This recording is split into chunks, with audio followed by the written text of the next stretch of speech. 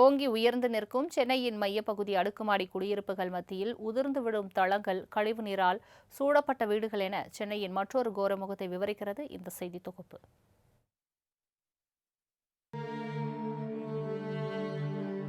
பொதுமக்களுக்காக அரசு சார்பில் கட்டப்படும் அடுக்குமாடி குடியிருப்புகளில் நாளடைவில் பேட்ச் ஒர்க்குகளை நடப்பது பலருக்கும் தெரிந்ததே. மாவீரன் படத்தில் வரும் காட்சியைப் போல புதிதாக கட்டி முடிக்கப்பட்ட கட்டிடம் கூட பெயர்ந்து விழுவதை காண முடியும்.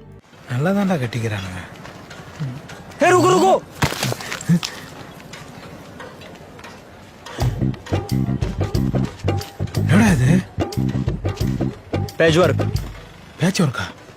மாவீரன் படத்தின் பேட்ச் ஒர்க் காட்சிகளையே தோற்கடிக்கும் அளவுக்கு நிஜ உலகில் நடப்பதில் ஒரு சிறிய உதாரணம்தான் இது.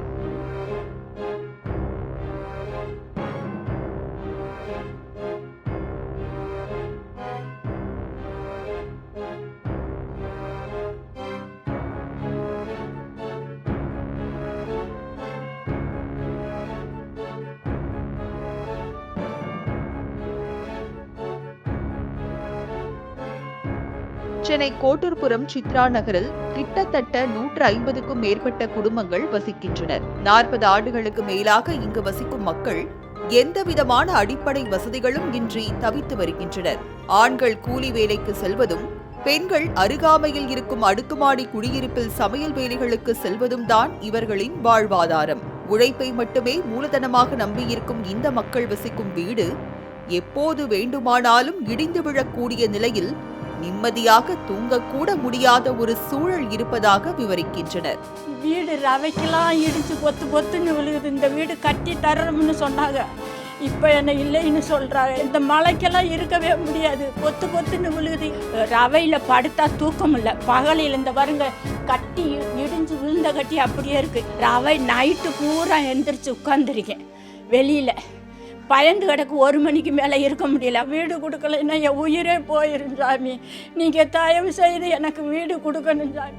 அதே நேரத்தில் வீடுகளை சூழ்ந்து நிற்கும் கழிவுநீரால் தங்களால் வீடுகளில் வசிக்க முடியாத ஒரு சூழல் பல ஆண்டுகளாகவே நீடித்து வருகிறது.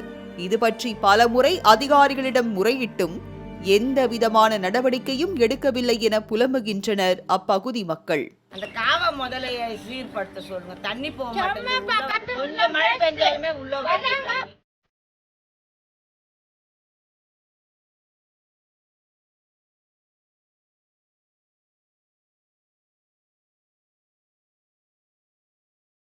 மழை பெஞ்சா சோறு தண்ணி சாப்பிட முடியாது. சாக்கடை தண்ணியும் அந்த எல்லா தண்ணியும் ஒன்னா கிடக்கும். இதுல தான் நாங்க நடமாடுறோம். எல்லாரும் சொல்றோம், வர்றாங்க போறாங்க போயிடுறாங்க. இப்ப சுத்தமா இருக்குது. மழை பெஞ்சா தான் வீட்டுல இருக்க முடியாது. இரவு நேரத்தில் சமையல் செய்து கொண்டிருக்கும் பொழுதே மேலிருந்து கூரை தலையில் விழுவதாக கூறும் பெண்மணி இது தொடர்பாக அமைச்சரிடம் முறையிட்ட போது புதிதாக கட்டிக்கொண்டிருக்கும் நகர்ப்புற வாழ்விட மேம்பாட்டு குடியிருப்பிலும் இம்மாதிரிதான் தலையில் விழும் என நகைச்சுவையாக கூறுகிறார். தரமான சொகுசு பங்களாவில் வசிப்பவர்களுக்கு எங்களுடைய வேதனை தெரியவா போகிறது என்றும் புலம்புகிறார். நைட்டு இட்லி ஊற்றும் போது அடுப்பு மேலே தலைமையிலே ஊந்திச்சு சார். ஸ்லாப்பு கேட்டதுக்கு அங்கே பில்டிங்கில் வாங்க வீடு கொடுக்குறேன்றாங்க. வீடு சித்ரா நகர் கொடுக்க மாட்டேன் அப்படின்றாங்க. ரொம்ப பிரச்சனை பண்ணுறாங்க சார். அமைச்சர் சொல்கிறாரு, அந்த பில்டிங்கு உங்கள் தலைமையில் விழும், அதுவும் அந்த பில்டிங்கு தலைமையில் தான் விழுவாங்க. தலைமையில் விழுந்தா நீங்கள் தான் சார் செலவு பண்ணோம் எனக்கு அப்படின்னு. தேர்தல் நேரத்தில் மட்டும் ஓட்டுக்காக வந்து தங்களிடம் அதை செய்கிறோம் இதை செய்கிறோம் என வாக்குகளை அள்ளி விடுவதும், தேர்தல் முடிந்தவுடன் தங்களை எந்த விதத்திலும் கண்டு கொள்வதில்லை என புலம்புகின்றனர் சித்ரா நகர் மக்கள். இதுவரை அரசு சார்பில் பட்டா கிடைத்தாலும் தரமான வீடு இல்லாமல் ஒவ்வொரு நாளும் உயிர் பயத்துடன் வாழ்ந்து வருகின்றனர். மக்களுக்காகத்தான் அரசாங்கம் உள்ளது. பல சாதனைகளை மக்களுக்காக செய்கிறோம் என கூறும் அதிகாரிகள் முதல் சட்டமன்ற உறுப்பினர்கள், அமைச்சர்கள் வரை அனைவரும் விளிம்பு நிலை மக்களின் கண்ணீரை எப்போதுதான் துடைப்பார்களோ? மாலை முரசு செய்திகளுக்காக ஒளிப்பதிவாளர் ராகுலுடன் செய்தியாளர் ராஜேஷ்.